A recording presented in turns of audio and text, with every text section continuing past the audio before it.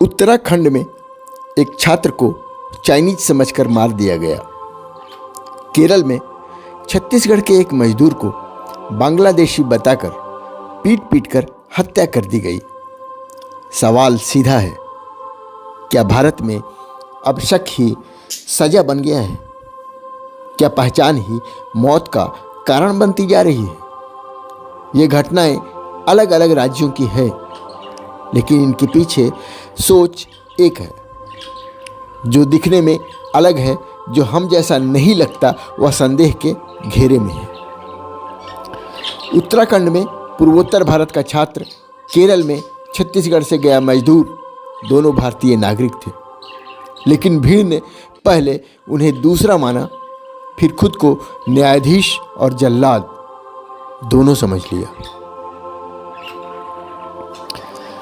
देश में धर्म और जाति के नाम पर हिंसा कोई नई बात नहीं है। हिंदू मुस्लिम, दलित सवर्ण, ये जख्म पुराने हैं। लेकिन अब जो खतरा सामने आ रहा है वह उससे कहीं ज़्यादा भयावह है। पहचान आधारित हिंसा, जहां आपका चेहरा, आपकी बोली, आपका पहनावा आपके भारतीय होने का प्रमाण बनता जा रहा है।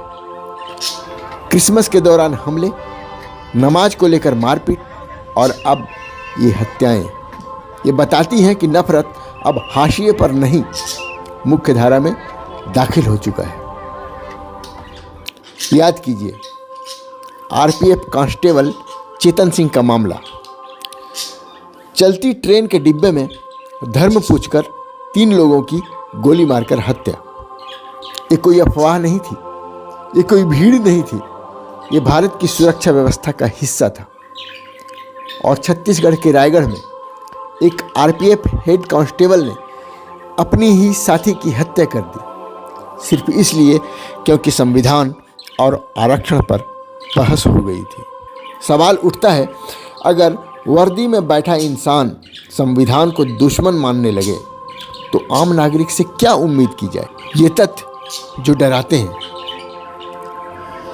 सरकारी और स्वतंत्र रिपोर्ट्स बताती है कि बीते 1 दशक में भीड़, हिंसा और पहचान आधारित अपराधों में लगातार इजाफा हुआ है। इन मामलों में सजा की दर बेहद कम है। अक्सर आरोपी खुले घूमते हैं और पीड़ित परिवार इंसाफ की प्रतीक्षा में टूट जाता है। जब सजा नहीं मिलती तो हिंसा को मौन सहमति मिल जाती है।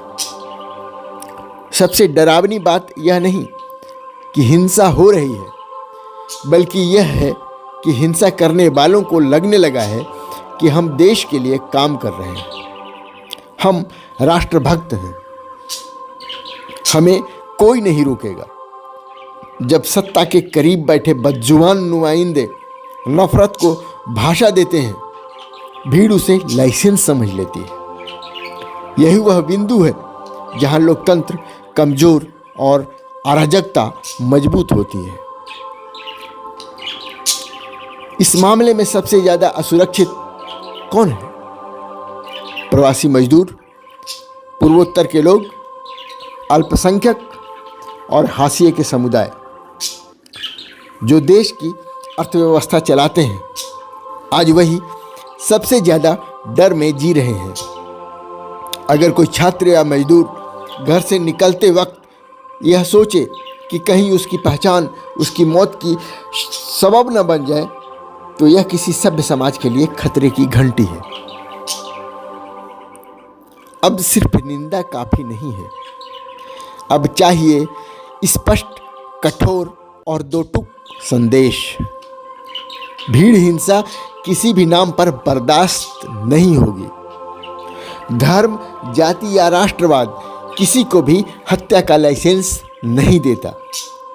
कानून को बिना भेदभाव लागू करना होगा और नफरत फैलाने वाली राजनीति पर सख्ती से लगाम लगानी होगी। उत्तराखंड और केरल की ये घटनाएं चेतावनी है।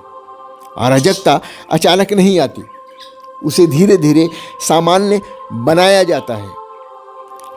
आज सवाल यह नहीं कि अगला शिकार कौन होगा, सवाल यह है क्या हम आप भी चुप रहेंगे? सोचिए, आत्ममंथन कीजिए, क्योंकि अगर आज नहीं बोले तो कल बोलने वाला कोई नहीं बचेगा। इस पूरे मसले पर आपकी क्या राय है, कमेंट करके हमें बताएं। चैनल को सब्सक्राइब करें, लाइक करें। देखते रहिए मुनादी चौपाल, पढ़ते रहिए मुनादी.com, the voice of voiceless. Thank you.